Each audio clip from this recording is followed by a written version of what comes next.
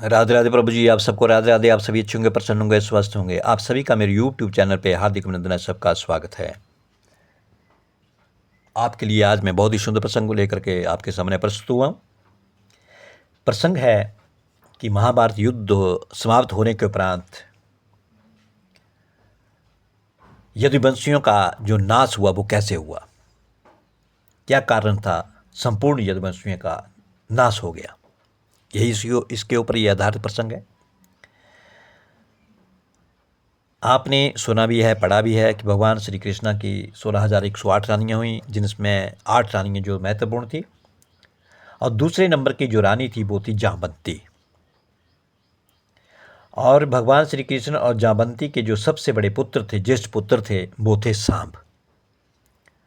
सांब जो हैं वो कृष्ण और उनकी दूसरी पत्नी जामवंती के ज्येष्ठ पुत्र थे, जिसका विवाह जो हुआ था सांब का, वो दुर्योधन की पुत्री लक्ष्मणा के साथ हुआ था। जब महाभारत का युद्ध समाप्त हुआ तो भगवान श्री कृष्ण जो है गंधारी के पास गए, उनको सांत्वना देने के लिए गए, उनको समझाने के लिए गए। लेकिन जिसके 100 पुत्रों का वध कर दिया गया हो, जिनके 100 पुत्र मारे गए हों, उस माता के सीने के ऊपर क्या गुजर रही होगी। तो गंधारी ने श्री कृष्ण को इसका दोषी माना कि महाभारत युद्ध जो हुआ वो आपकी ही वजह से हुआ, अगर आप चाहते तो इसको रुकवा सकते थे। लेकिन भगवान श्री कृष्ण ने इस युद्ध को रोकने की बहुत कोशिश की थी, शांति दूत बन करके गए, यहाँ तक दुर्योधन को भी समझाने की कोशिश की, सबको समझाने की कोशिश की, लेकिन नहीं समझे। आखिर में युद्ध हुआ, क्योंकि जब अधर्म बढ़ जाता है तो फिर धर्म की स्थापना के लिए भगवान को आना ही पड़ता है। लेकिन गंधारी भगवान श्री कृष्ण को इसका दोषी मानती है और इसी गुस्से में गंधारी ने भगवान श्री कृष्ण को श्राप दे दिया कि यदुकुल के नाश का श्राप दे दिया कि आपके यदुकुल का, यदुवंशियों का नाश हो जाएगा, मैं ये आपको श्राप देती हूँ। और जैसो देखो, श्री कृष्ण भगवान ने उसको सहज से उस श्राप को स्वीकार भी कर लिया। उन्होंने ये भी कहा कि समय आने पर वे और बलराम स्वयं यदुकुल का नाश कर देंगे। भगवान की लीला है, वो तो अंतर्यामी है, वो सब जानते हैं कब क्या करना है, कैसे करना है। लेकिन उन्होंने गंधारी के इस श्राप को उन्होंने सहज स्वीकार किया। हालांकि किसी ने उस समय ये नहीं सोचा था कि कृष्ण के कुल का नाश उनके अपने पुत्र सांब के कारण ही होगा। देखो, आज हम आप लोग भी अपने घर परिवार के लिए, बच्चों के लिए, पुत्रों के लिए हम रोते हैं, भटकते हैं कि कैसे हमारे घर में औलाद हो, पुत्र हो, पुत्री हो, जैसी भी हो। और कई बार हमारी जो औलाद है वो ऐसी निकल जाती है कि जिसके कारण हमारे कुल का नाश हो जाता है, हमारा कुल बदनाम हो जाता है, हमारा कुल जो मिट जाता है। यहाँ तक भगवान भी नहीं बचे, भगवान श्री कृष्ण और ना जाने किसी ने सोचा भी नहीं होगा कि ऐसे होगा, और वो भी होगा तो वो भगवान श्री कृष्ण के पुत्र के द्वारा होगा। वो सारा यदुकुल का जो विनाश हो जाएगा। तो महाभारत को समाप्त हुए 36 वर्ष जो थे वो बीत चुके थे। तो 36 वर्ष बीतने के उपरांत एक दिन क्या हुआ कि एक बार महर्षि जो दुर्वासा थे, वो अपने अन्य ऋषियों के साथ, दूसरे साधु संतों के साथ जो थे वो द्वारका पधारे। और ऋषियों का इतना बड़ा झुंड दे करके, इतने बाबा, इतने साधु संत, इतने ऋषि जो थे वो इतने बड़े टोली में आए, इतने बड़ी झुंड में आए। इसको देख करके जो भगवान श्री कृष्ण के पुत्र थे, जो बड़े जामवंती के पुत्र सांब और उनके मित्रों ने देखा, अरे इतने सारे साधु, इतने सारे संत, एक इतनी बड़ी टोली। अब देखो, उन मित्रों ने आपस में उनके साथ, साधु संतों के साथ ठिठोली करने की सोची, मजाक करने की सोची। देखो, साधु संतों के साथ मजाक करना कई बार हमें बहुत महंगा पड़ जाता है।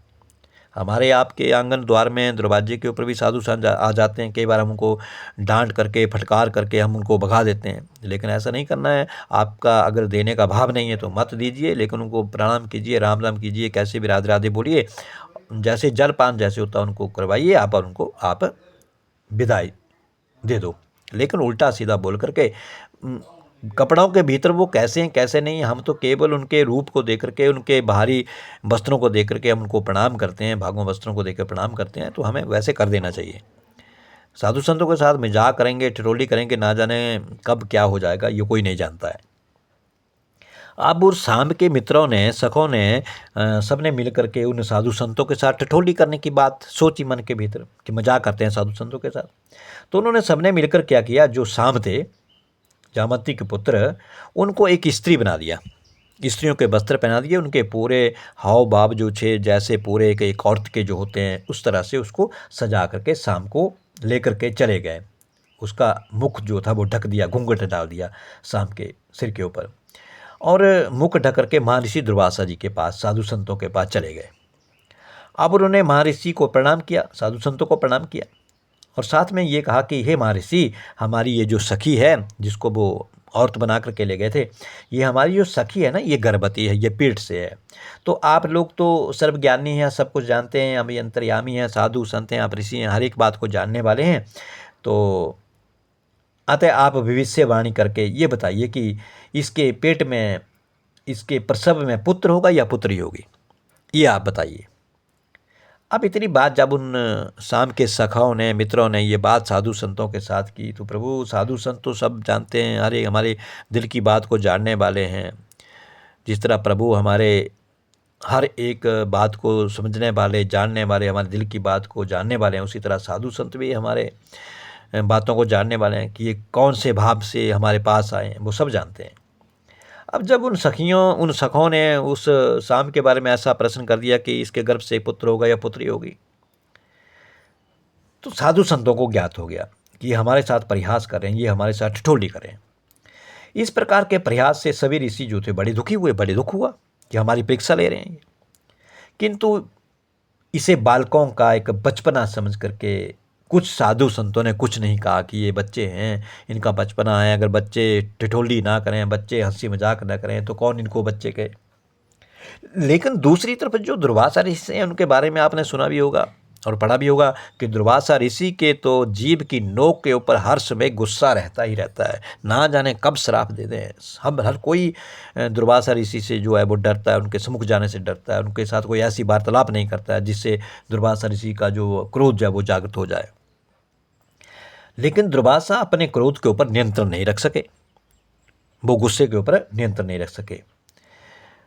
तो उन्होंने क्या किया कि श्राप तो वैसे भी उनकी जीवा के ऊपर, मैंने कहा कि उनकी नोक के ऊपर रखा होता है। उन्होंने क्रोधित होते हुए कहा कि हे मूर्ख बच्चों, तुम हमसे ठिठोली करते हो और तू हमसे ठिठोली करता है, जा तेरी सखी के गर्भ से एक मूसल का प्रसव होगा और उसी मूसल से समस्त आपके यदुकुल का विनाश हो जाएगा।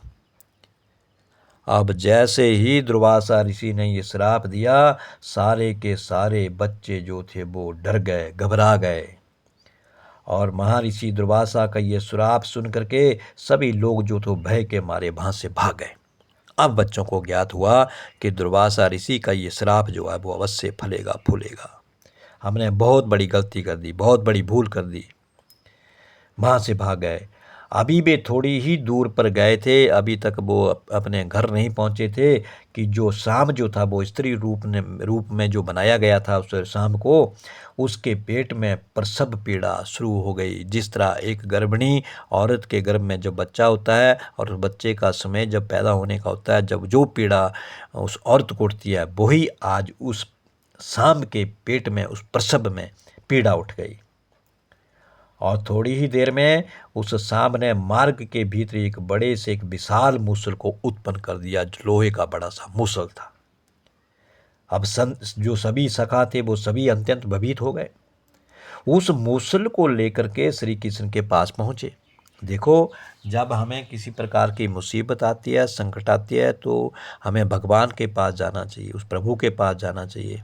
वैसे ही उन्होंने, सखों ने भी वैसे ही किया। ये नहीं है कि वो इधर उधर भागे, लेकिन वो सीधे उस मूसल को लेकर के भगवान श्री कृष्ण के पास गए और अपनी जो उनके से जो भूल हुई थी उस पूरी भूल को उन्होंने बताया भयभीत होकर के, और उन्होंने सारी बात जो थी भगवान श्री कृष्ण के साथ जाकर के सच सच बता दी कि हमने ऐसा ऐसा किया और ऐसा ऐसा हुआ और ये मूसल जो है वो प्रकट हो गया। अब जब कृष्ण और बलराम ने ऐसा सुना तो अत्यंत उनको भी दुख हुआ कि दुर्वासा ऋषि का श्राप लग गया, अब तो कुछ ना कुछ तो होगा। अब संतों का श्राप जो है तो टाला नहीं जा सकता, वो तो उसका तो कुछ ना कुछ होगा निपटारा। अब भगवान श्री कृष्ण और बलराम जो थे तो वो दुखी हो गए। अब कृष्ण समझ गए कि यदुकुल के नाश और उनके और बलराम के निर्माण का समय आ चुका है, क्योंकि अब हमें भी यहाँ से जाना होगा और यदुकुल का जो है वो नाश भी हो जाएगा। अब ये सारी बात जा कर के जब उग्रसेन को, महाराज उग्रसेन को पता चली और उग्रसेन ने ये सुना कि ऐसे ऐसे हो गया, यदुकुल का विनाश हो जाएगा, तो उग्रसेन ने उन्हें आज्ञा दी, उन सब बच्चों को, उन लड़कों को आज्ञा दी कि जाओ इस मूसल को पीस दो, इसका चूर्ण बना दो, आटे जैसा कर दो, इसको पीस करके और जा करके समुद्र के किनारे इसको फेंक दो।